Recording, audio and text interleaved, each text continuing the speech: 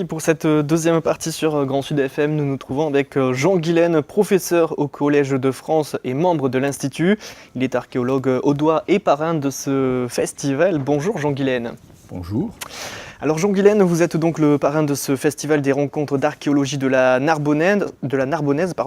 Vous avez écrit plusieurs livres, les hypogées proto-historiques de la Méditerranée, la transition néolithique en Méditerranée ou encore préhistoire atlantique, des ouvrages destinés à des spécialistes. Mais dans ces rencontres, vous devez vous adresser à un public plus général. Expliquez-nous votre spécialité de proto-historien.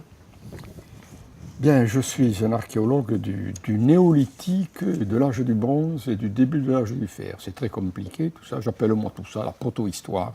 C'est beaucoup plus simple, c'est-à-dire c'est la période en gros où s'installent dans nos régions les premiers cultivateurs, les premiers agriculteurs, qui deviennent ensuite progressivement au fil du temps des métallurgistes, tandis que également au fil du temps la société se complexifie avec des dominants, des dominés, et on arrive ainsi progressivement aux portes de l'histoire, c'est-à-dire à partir du moment où les premières civilisations méditerranéennes, grecques, étrusques ou puniques, entrent en contact avec ce monde indigène.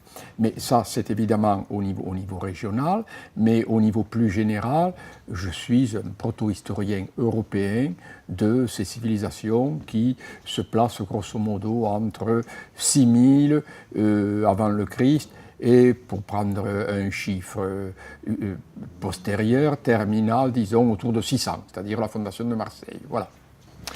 Alors vous avez remis au goût du jour Paul Tournal, qui était pharmacien et historien narbonnais. Pourquoi avoir choisi ce personnage ?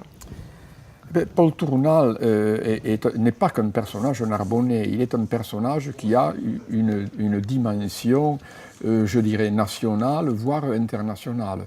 En effet, on considère habituellement que c'est Boucher de Perthes qui est le fondateur de la préhistoire.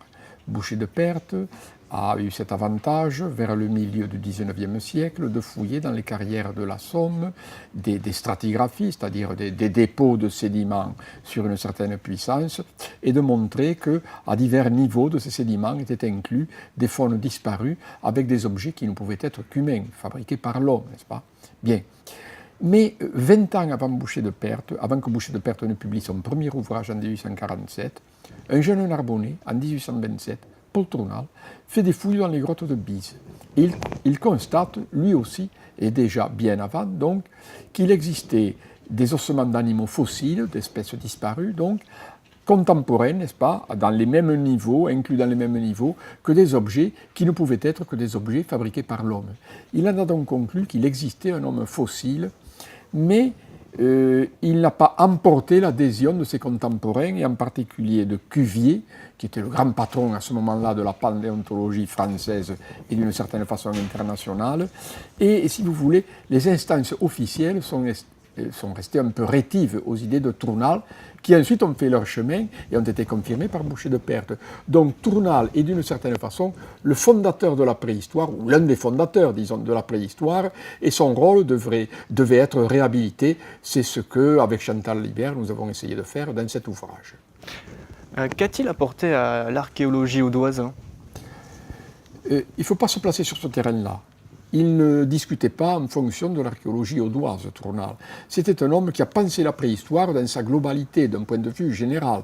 À l'époque, on s'intéressait aux origines de l'homme, et Tournal a bien montré que ces origines de l'homme étaient complexes, qu'on ne pouvait pas les résumer comme on le faisait à l'époque, à ce que l'on trouvait écrit dans la Bible, n'est-ce pas, et qu'il fallait, en quelque sorte, faire des fouilles et utiliser la géologie pour comprendre les origines de l'homme.